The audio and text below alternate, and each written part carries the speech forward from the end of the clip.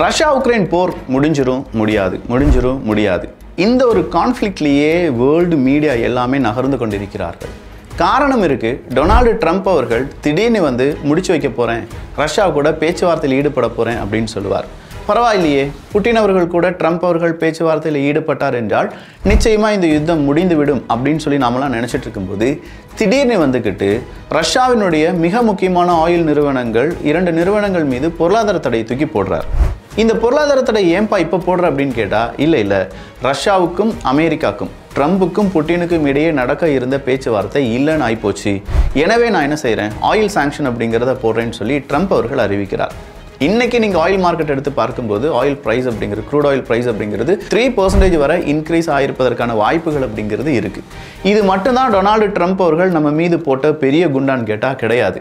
India கூட நான் பேசிட்டேன்ப்பா, அடுத்த வருஷத்துலேயே ஆயில் வாங்குறதெல்லாம் நிப்பாட்டிடுவாங்க, அதுவும் குறிப்பாக ரஷ்யாவிடமிருந்து ஆயில் வாங்குறதை நிப்பாட்டிடுவாங்க அப்படிங்கிற ஒரு செய்தியும், சீனாவுக்கு எதிராக அமெரிக்கா என்ன செய்ய போகிறாங்க அப்படிங்கிற ஒரு செய்தியும் வெளியிட்டிருக்கிறார்கள். இது எல்லாமே நம்மையும் பாதிக்கும். அதனால் இதெல்லாம் நாமும் தெரிந்து கொள்ள வேண்டும். இந்த கம்ப்ளீட் டீட்டெயில்ஸை பார்த்துடலாமா?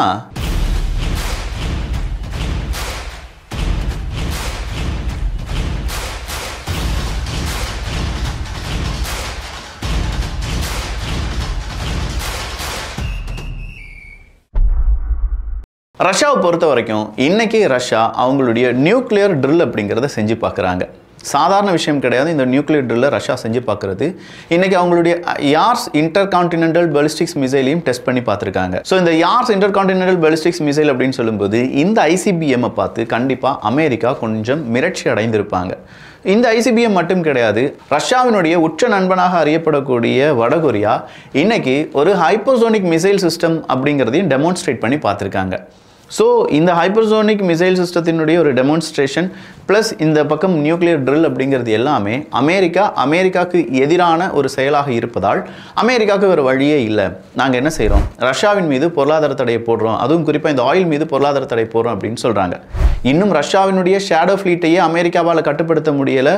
ஐரோப்பிய ஒன்றிய நாடுகள் 660 வெசல்ஸுக்கு மேலே அவங்க பேன் பண்ணாலுமே ஷேடோ ஃப்ளீட் இயங்கி கொண்டு இருக்கக்கூடிய இந்த நேரத்தில் 2 நிறுவனங்கள் மீது என்னுடைய பொருளாதார தடை இருக்கும் அப்படின்னு சொல்லி அமெரிக்க அதிபர் அறிவித்திருப்பது ஆயில் மார்க்கெட்டில் ஒரு பேனிக் மோட உருவாக்கியிருக்கு. ரோஸ்நெஃப்ட், லூக்ஆயில் அப்படின்னு சொல்கிற இந்த 2 நிறுவனங்கள் மீது தான் இப்போ பொருளாதார தடையை வீசியிருக்காங்க அமெரிக்கா.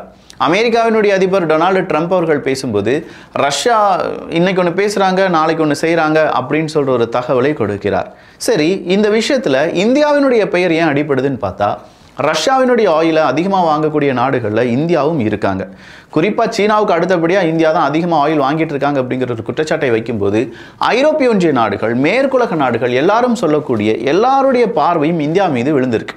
அது எப்படி இந்தியா மட்டும் அவ்வளோ வாங்கலாம், இந்தியா மட்டும் இப்படி லாபம் எடுக்கிறாங்களே அப்படிங்கிறது தான். உண்மையிலேயே நாம் வாங்கக்கூடிய ஆயிலில் பாதிக்கும் அதிகமான ரிஃபைன் ஆயில் அப்படிங்கிறது எங்கே போகுதுன்னு பார்த்தீங்கன்னா ஐரோப்பிய ஒன்றிய நாடுகளுக்கு தான் போகுது. இதை நேரடியாக சொல்கிறதுக்கு தைரியம் இல்லாத மேற்குலக நாடுகள் மறைமுகமாக இந்தியாவை டார்கெட் பண்ணுறாங்க அப்படிங்கிறது இந்தியா பல முறை சொல்லிட்டாங்க. நீங்கள் சொல்கிறதுக்காக 145 கோடி மனிதர்களுக்கு தேவையான எனர்ஜி இல்லாட்டி அவங்களுக்கான அந்த இம்போர்ட்டை நிப்பாட்ட முடியாதுங்கிறத இந்தியா பலமுறை சொன்ன பிறகும் இன்னைக்கும் இந்தியாவினுடைய பெயர் அடிப்படுது. டொனால்டு ட்ரம்ப் அவர்கள் இந்தியாவினுடைய பெயரை அறிவித்து நேற்று நான் பிரதமர் நரேந்திர மோடி அவர்களுடன் பேசினேன். அப்படி பேசின அந்த ஃபோன் கான்வர்சேஷன் அப்படிங்கிறது ரொம்ப பிரைட்டாக, ரொம்ப சூப்பராக இருந்துச்சு. எனக்கு ஒரு உறுதியை கொடுத்து இருக்கிறார், ரஷ்யாவினுடைய ஆயில் வாங்குறதை நிப்பாட்டிடுவேன் அப்படிங்கிறது தான் உறுதி. நிப்பாட்டிடுவாங்க அப்படின்னா சடனாக நிப்பாட்டுறது கிடையாது. ஸோ இந்த இடத்துல நிப்பாட்டுறோம் அப்படிங்கிறது சடனாக நிப்பாட்டுறது கிடையாதுங்கிறத ட்ரம்ப் அவர்களே சொல்கிறார். இட்ஸ் அ ப்ராசஸ் அப்படின்னு சொல்கிறார். இது ஒரு லாங் டேர்ம் ப்ராசஸாக இருக்கும். அப்படின்னா இந்த வருடத்துக்குள்ளேயே அவங்க 40% ஆயில் வாங்குறாங்களா, அதை அப்படியே கம்மி பண்ணிடுவாங்க.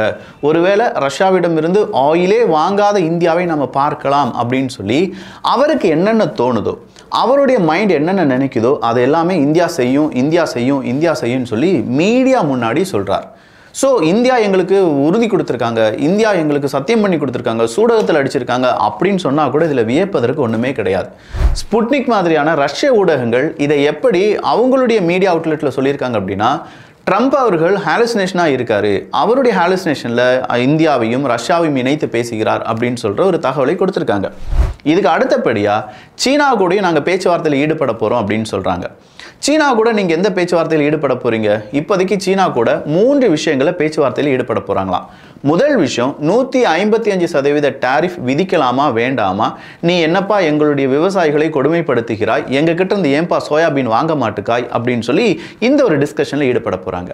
இரண்டாவது டிஸ்கஷன் என்ன அப்படின்னு பார்த்தீங்கன்னா, இந்த அழிவுகளை ஏற்படுத்தக்கூடிய ஆயுதங்கள், அதுதான் நியூ ஸ்டார்ட் அக்ரிமெண்ட் அப்படின்னு சொல்லுவாங்க. இந்த நியூ ஸ்டார்ட் அக்ரிமெண்ட் 2 நாடுகளுக்கு இடையே இருக்குது. ஒன்று ரஷ்யா, இன்னொன்று அமெரிக்கா. ஏன்னா இவங்க 2 பேரும் தான் கிட்டத்தட்ட ஒரு 4000லேருந்து 5000த்துக்கும் அதிகமான அணு ஆயுதங்களை வைத்திருக்கிறார்கள். கவுண்டின் அடிப்படையில், வீரியத்தின் அடிப்படையில் கிடையாது, எவ்வளோ எண்ணிக்கையின் அடிப்படையில் தான் இந்த 2 நாடுகள் முதலிடத்தில் இருக்காங்க. அதுக்கு அடுத்தபடியாக சீனா மாதிரியான நாடுகள் இருந்தாலும், சீனா இருக்காங்க, இந்தியா இருக்காங்க, பாகிஸ்தான் இருக்காங்க, இவங்கெல்லாம் இருந்தாலுமே இவங்ககிட்ட அந்த அளவுக்கு கவுண்ட் கிடையாது. ஸோ இந்த 2 நாடுகளும் ஒரு அக்ரிமெண்ட்டுக்கு வந்திருந்தாங்க. அதை ஸ்டார்ட் அக்ரிமெண்ட் அப்படின்னு சொல்லுவாங்க. எப்பா, உன்னுடைய பார்டர் ஏரியாவில், உன்னுடைய நட்பு நாடுகளில் நீ இவ்வளோதான் அணு ஆயுதங்களை வச்சிருக்கணும், இதுக்கு மேலே அணு ஆயுதங்களை உருவாக்கக்கூடாது அப்படிங்கிறது ஒரு பர்டிகுலர் கவுண்ட் இருக்குது. இந்த கவுண்டுக்கு எதிராக அவங்க என்ன செய்யக்கூடாது, எக்ஸசிவான அணு ஆயுதங்களை வைக்கக்கூடாது. ஸோ ஒவ்வொரு வருடமும் அவங்க அணு ஆயுதங்களை எந்தெந்த ஏரியாவில் வச்சிருக்காங்க, அது எந்த மாதிரியான அணு ஆயுதம் அப்படிங்கிறத 2 நாடுகளும் அவங்களுடைய ரிப்போர்ட்டை பகிர்ந்து கொள்வார்கள். இந்த ஸ்டார்ட் அப்படிங்கிறது எக்ஸ்பயர் ஆகுது. அதன் பிறகு 2 நாடுகளும் நியூ ஸ்டார்ட் அப்படிங்கிற ஒரு அக்ரிமெண்ட்டை ரெடி பண்ணுறாங்க. அது 2026 பிப்ரவரி மாதத்தோடு முடிவடைய போகுது. அப்படி முடிவெடக்கூடிய இந்த நியூ ஸ்டார்ட் அக்ரிமெண்ட்டை மறுபடியும் புதுப்பிக்க வேண்டும் என்றால் எங்களுக்கு சில டேர்ம்ஸ் அண்ட் கண்டிஷன் இருக்குது அப்படின்னு சொல்லி ரஷ்யா அறிவிக்கிறார்கள். அதற்கு ட்ரம்ப் அவர்கள் என்ன சொல்ல போகிறார் அப்படிங்கிறது தெரியாமல் இருந்துச்சு. ஆனால் இன்னைக்கு ட்ரம்ப் அவர்கள் சொன்னதின் அடிப்படையில் இந்த நியூ ஸ்டார்ட் அக்ரிமெண்ட் எங்கள் 2 நாடுகளுக்கு இடையே மட்டும் வந்தால் போதாது. ஏன்னா சீனாட்ட அணு ஆயுதம் இருக்குது. பட் 4 to 5 இயர்ஸில் சீனா எங்களை விட கூடுதலான அணு ஆயுதங்களை தயாரிப்பதற்கான வாய்ப்புகள் இருக்குது. அதனால் இந்த நியூ ஸ்டார்ட் அப்படிங்கிற இந்த அக்ரிமெண்ட்டை ரினியூவல் பண்ணணும்னா அது கூடவே சீனா கூட நாங்கள் பேச்சுவார்த்தை நடத்தணும் அப்படின்னு சொல்லி 2வது பேச்சுவார்த்தையை அவங்க சொல்கிறாங்க. அப்போ சீனாவுடனான 2வது பேச்சுவார்த்தை அணு ஆயுதங்களை அதை கட்டுப்படுத்தக்கூடிய விதி, இதுக்கான அக்ரிமெண்ட் அப்படிங்கிறது தான். 3வது பேச்சுவார்த்தை என்ன அப்படிங்கிறது சீனா மற்றும் ரஷ்யாவினுடைய ஆயில் ட்ரேட் அப்படிங்கிறத பற்றி தான். இதில் இன்னொரு பெக்குலரான ஒரு வார்த்தையை சொல்கிறாரு ட்ரம்ப் அவர்கள். அது என்னன்னா, ரஷ்யா இந்தியாவினுடைய நட்பு எப்பவுமே நமக்கு தெரிஞ்சது தான். இந்தியா மற்றும் அவங்க 2 பேருமே குட் ஃப்ரெண்ட்ஸ். அதே மாதிரி இந்தியா நமக்கும் நல்ல நண்பர் தான். பட் சீனாவை பொறுத்த வரைக்கும் தே ஆர் டிஃப்ரெண்ட் அப்படிங்கிறார். எந்த விதத்தில் தே ஆர் டிஃப்ரெண்ட் அப்படின்னு சொன்னால், ரஷ்யாவும் சீனாவும் நண்பர்களாக இருப்பதற்கான வாய்ப்பே இல்லாத 2 நாடுகள். அவங்க உண்மையிலேயே நண்பர்கள் கிடையாது. பட் 2 பிரசிடென்ட்ஸ், அமெரிக்காவை ஆட்சி செய்த 2 பிரசிடென்ட் தான் இதற்கு காரணம். ஒரு நபர் ஒபாமாவும், இன்னொரு நபர் ஜோ பைடன் அவர்களும். இவங்க எடுத்த ஃபாரின் பாலிசி, அந்த ஃபாரின் பாலிசியினுடைய அவுட்கம் இதுதான் இந்த ரஷ்யா மற்றும் சீனாவை ஒன்றிணைத்தது. இவங்க 2 பேரும் இல்லைன்னா இந்த 2 நாடுகளுமே தனித்தனியாக தான் இருந்திருப்பாங்க. அதனால் இப்போ உருவாகி இருக்கக்கூடிய இந்த நட்பை எப்படி நான் ஐசோலேட் பண்ண போகிறேன், இல்லாட்டி இதனால் ஏற்படக்கூடிய பாதிப்புகள் அமெரிக்காவுக்கு எந்த அளவுக்கு இம்பாக்ட் ஏற்படுத்த போகுது, இதெல்லாம் ஸ்டடி பண்ணிட்டு தான் நாங்கள் பேச்சுவார்த்தையில் ஈடுபட முடியும். அதுலேயும் குறிப்பாக சீனாவை அப்படி தான் நம்மளால் ஹேண்டில் பண்ண முடியும் அப்படின்னு சொல்லியிருக்காங்க. ஸோ இந்தியாவுடனான ஒரு ட்ரேடு இல்லாட்டி டேரிஃபுக்கான பேச்சுவார்த்தை நடந்துட்டு இருக்கு. இப்போ சீனாவுடனான பேச்சுவார்த்தையும் நடந்துட்டு இருக்கிறதுனால தான் ஸ்டாக் மார்க்கெட்டில் ஓரளவுக்கு தங்கத்தினுடைய விலை எல்லாமே கம்மியாயிட்டு இருக்கு அப்படிங்கிறது நமக்கு தெரியும். இது பாசிட்டிவ் அவுட்கம் வந்துச்சுன்னா நல்லா இருக்கும். நெகட்டிவ் அவுட்கம் வந்துச்சுன்னா மறுபடியும் ஸ்டாக் மார்க்கெட், கோல்டு அப்படிங்கிறதுலாம் எப்படி இருக்கும் அப்படிங்கிறத யாராலையுமே அதிகமாக ப்ரெடிக்ட் பண்ண முடியாது. ஆனால் இன்னைக்கு நடந்திருக்கக்கூடிய செய்திகளின் அடிப்படையில் ஆயில் மார்க்கெட் மட்டும் இன்க்ரீஸ் ஆயிருக்கு அப்படிங்கிறது தெளிவாக பார்க்க முடியுது. அடுத்ததா ரஷ்யாவுக்கு எதிராக அமெரிக்காவால் என்ன செய்ய முடியும்? இப்போ தான் ஆயில் சாங்ஷன் போட்டுட்டாங்களே, அடுத்ததாக என்ன செய்வாங்க? டாம்ஹாக் மிசைலை உக்ரைனுக்கு கொடுத்துருவாங்களா விக்கி அப்படின்னு சொல்லி நீங்கள் கேட்கலாம். இந்த டாம்ஹாக் மிசைல் அப்படின்னு சொல்லும்போது 2500 கிலோமீட்டர் ரேஞ்ச் இருக்கக்கூடிய இந்த மிசைலை சும்மா தூக்கி கொடுத்துட மாட்டாங்க அமெரிக்கா. இன்னைக்கு ட்ரம்ப் அவர்கள் அதற்கான ஒரு எக்ஸ்பிளனேஷனை கொடுத்துருக்காரு. நீங்கள் நினைக்கிற மாதிரி டாம்ஹாக் மிசைல் அப்படின்னு சொல்லும்போது அதை எடுத்து நான் உக்ரைனுக்கு கொடுத்துட முடியாது. மினிமமாக ஒரு 9 மாதங்கள், 6 மாதங்கள்லேருந்து 9 மாதங்கள், மேக்ஸிமம் 1 வருடத்திற்கு மேலே இவ்வளோ மாதங்கள் கிடைத்தால் மட்டும்தான் இந்த டாம்ஹாக் மிசைல் அப்படிங்கிறத ஒரு நாட்டால் யூஸ் பண்ண முடியும். இல்லை யூஸ் பண்ணுறதுக்கு அவங்க தயாராகுவாங்க. அதுக்கு முன்னாடியே இந்த மிசைல் எடுத்து கொடுத்துட்டோம் அப்படின்னா அதெல்லாம் வேஸ்ட். எனவே இந்த டாம்ஹாக் மிசைல் அப்படிங்கிறத கொடுப்பதற்கான டைம்லைன் அப்படிங்கிறது ரொம்ப பெருசு. அதை சீக்கிரமாக எங்களால் கொடுக்க முடியாதுன்னு சொல்லி உக்ரைனுக்கு ஒரு பெப்பப்பை வச்சுட்டார். இன்னைக்கு உக்ரைனும் சில நாடுகள், ஸ்வீடன் மாதிரியான நாடுகள் எல்லாரும் சேர்ந்து கிரிப்பன் அவங்களுக்கு ஃபைட்டர் ஜெட்லாம் கொடுக்க போகிறதா ஒரு செய்தி வெளியானது. 2 நாடுகளுமே ஃபர்ஸ்ட் டைம் அந்த அக்ரிமெண்ட்டில் கையெழுத்து போடுறாங்களாம். அப்போ கிரிப்பன் விமானங்கள் உக்ரைனுக்கு கிடைக்க போகுது. அது கூடவே டாம்ஹாக் கிடைக்கும் அப்படின்னு நினச்சிட்டு இருந்த உக்ரைனுக்கு இன்னைக்கு ட்ரம்ப் அவர்கள் கொடுத்துருக்கக்கூடிய பதில் கொஞ்சம் ஷாக்கிங்காக தான் இருக்கும். இந்த ஷாக்கிங்கில் அடுத்ததாக ஒரு ஷாக்கை கொண்டு வச்சாங்க ரஷ்யா. எனர்ஜி செக்டார் மேலே தாக்குதல் நடத்தக்கூடாதுன்னு சொல்லி 2 நாடுகளுமே ஒரு அக்ரிமெண்ட் போட்டிருந்தாங்க. பட் அதை மீறி ஏகப்பட்ட இடங்களில் உக்ரைன் என்ன செஞ்சாங்கன்னா அவங்களுடைய ட்ரோன் அட்டாக் நடத்தினாங்க. குறிப்பாக ரஷ்யாவினுடைய எந்தெந்த இடத்துல அவங்களுடைய ஆயில் ரிஃபைனரி இருக்குது அப்படிங்கிறத பார்த்து அவங்களுடைய ட்ரோன் அட்டாக்கை நடத்தினாங்க.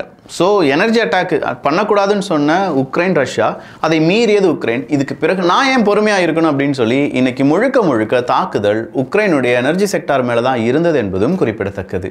தேவையில்லாமல் வாய் கொடுத்து புண்ணாக்குன உக்ரைன் இப்போ மறுபடியும் அவங்க கொடுத்த பதிலடி காரணமாக மரணடி வாங்கிட்டு இருக்காங்க அப்படிங்கிறதும் இங்கே பார்க்கப்பட வேண்டியதுதான். ட்ரம்ப் அவர்கள் ரொம்ப கூலாக டாம்ஹாக் கொடுக்கறதுலாம் முடியாது, ஒரு 6 மாதங்கள் பிடிக்கலாம் அப்படின்னு சொல்லிட்டாரு. அப்போ யுத்தம் இன்னும் 6 மாதங்கள் 9 மாதங்கள் 12 மாதங்கள் நீண்டுகிட்டு போகுமோ அப்படிங்கிற ஒரு பயமும் ஏற்பட்டிருப்பதாக தகவல்கள் வெளியாகி இருக்கின்றன. இதுதான் இன்னைக்கு நடந்திருக்கக்கூடிய காரசாரமான விவாதமும் அதற்கான அப்டேட்டும். இதை பற்றிய மேலும் விவரங்கள்லாம் வியூகத்தில் நம்ம பகிர்வோம். ஸோ சப்ஸ்கிரைப் பண்ணிக்கோங்க. நண்பர்களுக்கு உங்களுக்கு பிடிச்சிருந்தா நீங்கள் ஷேர் பண்ணலாம். நல்லதை பகிர்ந்து நல்ல சமுதாயத்தை உருவாக்குவோம். நன்றி, வணக்கம்.